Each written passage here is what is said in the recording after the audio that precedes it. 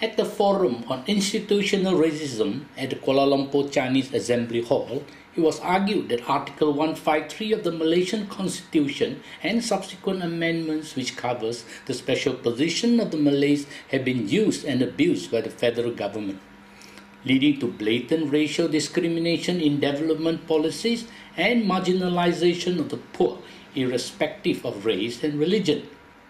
The following are views from the panel and guests on racism and Article 153 in particular.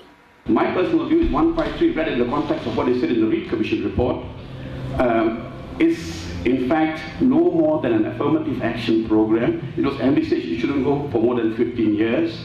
We know May 13, 1969 interfered with any possible review, but see it as something that is potentially rather innocuous and in fact quite positive, and then identify who the villains are again. Post 1971 is Barisan Nasional, Barisan Nasional, Barisan Nasional, not 153. Now you also mentioned that through the DEB, billions did not reach the non-Malay citizens. The reality is it also did not reach the poor Malays. It did not reach the poor Dayak, Iban, Kadazan. Basically, the poor have been marginalized. In my opinion, I think, whatever the intent, whether it be affirmative action or what, I think it should be, on the basis of true equality, right? And I feel repeal of, an article like that in the Constitution is in keeping with the needs of a modern nation state, right?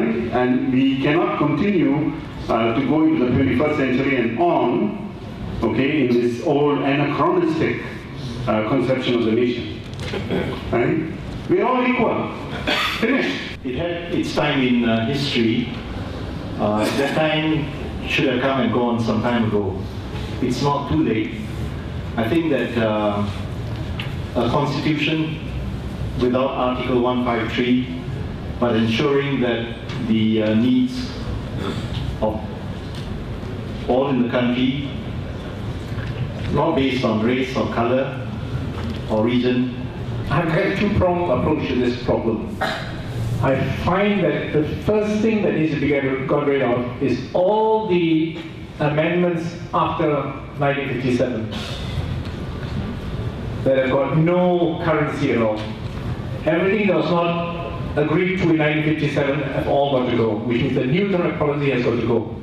And I think people like Anwar Ibrahim and Khalid Ibrahim have gone on record to say that they are for the abolition of the new economic policy. After that,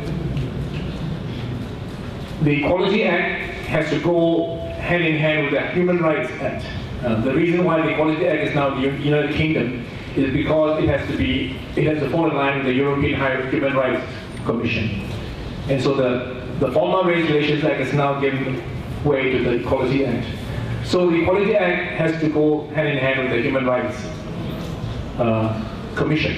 So it has to be multi-pronged. As to with your points, for me, what we have to show is to move away completely from the race issue and show the country that everything, the way the country has been governed, including the NEP, has made things worse for all of us.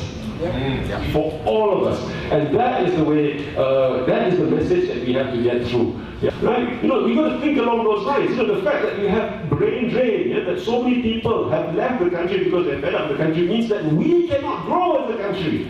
So everything that has been happening here, it's not just about Malays, it's the whole country. We've all been through.